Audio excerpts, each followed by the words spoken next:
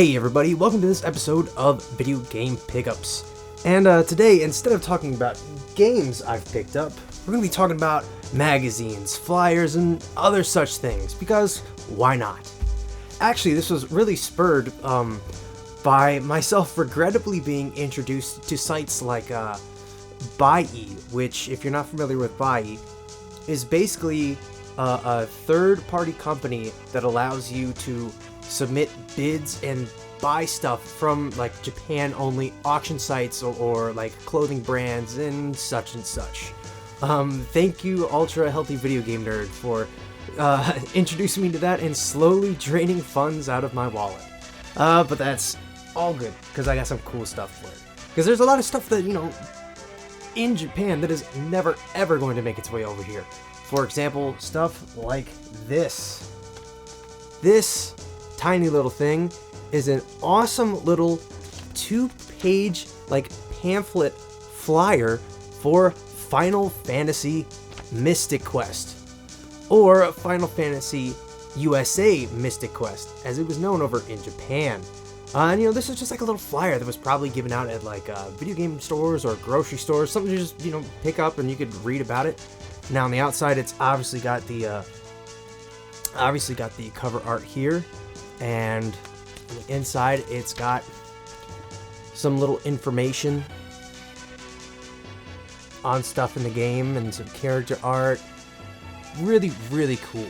And yeah, when I saw this, I just had to get it, considering how much I love Final Fantasy Mystic Quest. And as a matter of fact, I have a side quest episode already filmed. I just need to edit and all that stuff. That should hopefully come out in the soon-to-be future. But yes, little Final Fantasy Mystic Quest pamphlet. Very cool. It's funny, when they sent me this, I did not expect it to, this to be so tiny. So I got the package and I was like, what the fuck? Did they scam me? Did they just send me a bag of air? But nope, it was in there. I just was not expecting it to be this size. I was expecting it to be, a regular 8x11.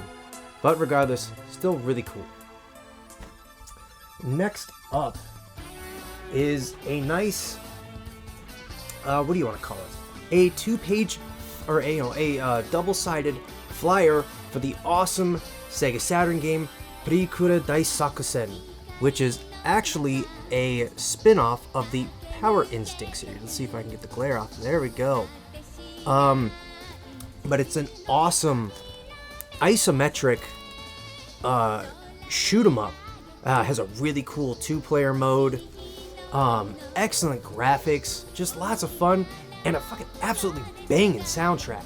Like, the first level has this very lush, gorgeous Zelda-like orchestral music, and then you get to the boss and it's like full-on double kick, high-flying, shredding guitar metal. It's awesome. Seriously, check this game out if you have not. It is a personal favorite of mine on the Saturn, one that I'll definitely review in the future. But when I saw this gorgeous ad, I just absolutely had to have it. Here is the beautiful front cover with both of the girls on the front. And then on the back, you've got some information on the game, as well as some promotional art, including the two girls in their magical girl transformation forms, as well as their big and lovable cat guardian that helps out in the game.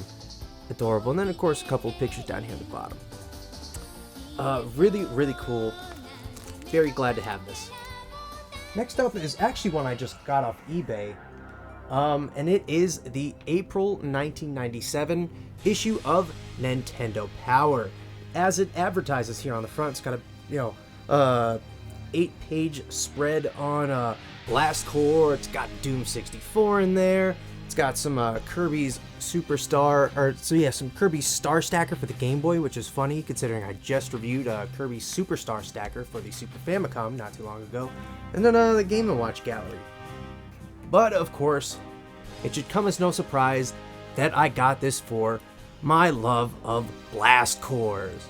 No, get out of here, because Doom 64! My god, is Doom 64 awesome. Besides Doom 2, Doom 64 is easily my favorite of the classic series. The levels are excellent. I love the new sound effects. I actually really enjoy a lot of the new enemy designs, especially like the Arachnotron and the Pain Elemental, who looks fucking horrifying in this game. Excellent game. And this has a really nice, let's see if I can find it, here we go. It's got a really nice, like, 4 or 5 page spread on Doom 64 with a bunch of, like, tips and tricks on how to get to some of the secret levels, how to get some of the demon keys and such. It's really, really cool. But the icing on top of the cake is the absolutely beautiful full spread poster for Doom 64. I mean, how can you not love it? Really, really awesome. And one of these days, I hope to find some space on a wall to get it properly hung up, maybe even framed. Absolutely gorgeous. As for the rest of the magazine, it's got some pretty cool stuff in there. Like here's it's got some stuff for like Yoshi's what's the N64 game? Yoshi's on 64. No shit. Some Star Fox 64 in here. Ironically, the game that kind of overshadowed the launch of Doom 64 was Turok, and there's a big old, what is it, 2-3 page spread on Turok as well. But yeah, how can you not pick up something like this with the beautiful Doom 64 poster inside? And now we move on to kind of the meat and potatoes of this video. I guess the real big purchases from Bai. And those are, of course, these beautiful Famitsu magazines. And for those of you who are not familiar with Famitsu, it is basically it's been a long-running weekly video game coverage magazine. It's been going on since like the 80s. Still goes on to this day, which is awesome. And they are just gorgeous. Just like 200 pages front to back of nothing but video game coverage.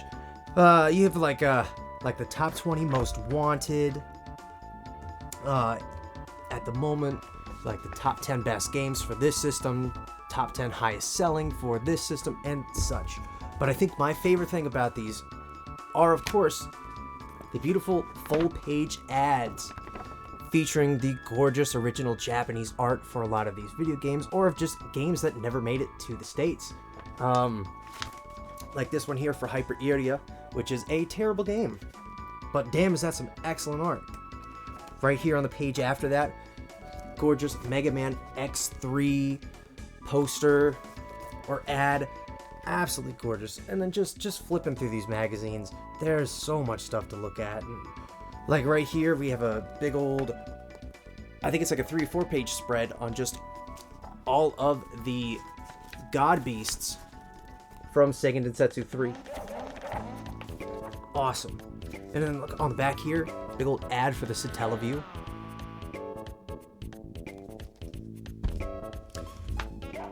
And the next one I got, let's see, gorgeous 2-page spread for Street Fighter 2. Look at this. Never find this in the States. Gorgeous full-page ad for Live a Live for the Super Famicom. How can you not love it? Just excellent. Like, even if I can't read anything in these magazines, it's so worth it to just be able to flip through and see all the different games covered. Look at this. Some coverage on Dr. Hauser for the 3DO, which is the very first full 3D horror game, much like Resident Evil and Alone in the Dark and such. Man, these games are so cool. Look at this. Santa says PlayStation. That's the console you gotta get. And here's Kid Clown and Crazy Chase. Look at this beautiful artwork. Absolutely drop dead gorgeous artwork for Poppin' Mail for the Super Famicom, which also came out on the Sega CD. I actually own a cart of that. What's on the back of this one? Just speed tracks. I believe on the back of this one. Yeah, look at that. Nice Super Metroid ad right on the back. Here's the front of this one. Let's see what we got in this one. Sonic Blast Man 2 and Space Invaders right on the inside cover. Muscle Bomber the Body Explosion, which is just Saturday Night Slam Masters for the Super Famicom. Oh my, that was a rather, I think that's, I can't show this, but those are some scantily clad women, and that is an upskirt of a woman. Yeah, you find a lot of strange stuff in these magazines. But I guess the goal of buying all these is to not only enjoy them, but to eventually scan and archive them. Because, you know, here in the States, we have a lot of people scanning and archiving issues of Nintendo Power or EGM and other such magazines, but not a lot of people are doing the same for Famitsu. And, I mean, there's definitely a few, but here in the States, very, very little. And I think it's a shame because a lot of these magazines have just coverage on awesome games, a lot, obviously, games that mean a lot to me as an import collector, and just a lot of great video game, like, art in the ads, maybe stuff, you know, people haven't seen before, or just rare artwork that maybe just never made its way to video game magazines in the States. So it's really, really cool. And as for the rest of the stuff, I will probably end up scanning both the poster and the little Final Fantasy Mystic Quest pamphlet as well. It just all kind of depends on when I get around to it. But anyways, that's going to do it for this episode of Video Game Pickups. Thanks for watching, everybody, and I'll see you next time. Hey, thanks for watching. If you like this episode, consider checking out these other videos right here, or even subscribing. Also, if you'd like to throw me a couple of bucks, you can support the show on Patreon.